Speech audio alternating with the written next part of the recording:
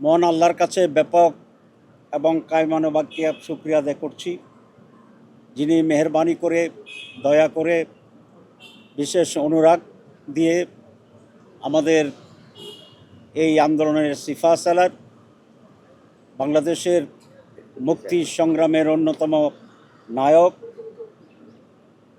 বাংলাদেশ জামাত ইসলামীর মাননীয় আমির ডক্টর শফিকুর রহমান তাকে এমন একটি সুস্থতা দিয়েছেন যার কারণে আজকে হাসপাতাল থেকে উনি ছাড়া পেয়েছেন এবং ইনশাল্লাহ ওনাকে আমরা এখন ওনার বাসায় নিয়ে যাব।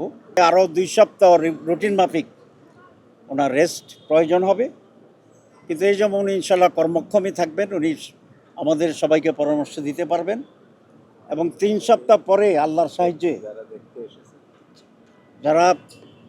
আল্লাহর সাহায্যে উনি জনসমক্ষে আমাদের মাঝে আল্লাহর সাহায্যে ইনশাআল্লাহ আবার অ্যাক্টিভ হতে পারবেন, দেশের জন্য জাতির জন্য খেদমত করতে পারবেন বলে আমরা আশা করি।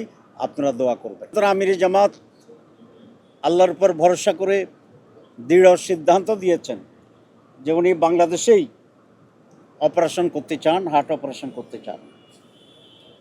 পরে আমরা দায়িত্বশীলা বসেই আমরা একমত হয়েছি যে উনি বাংলাদেশেই হার্ট অপারেশন করাবেন।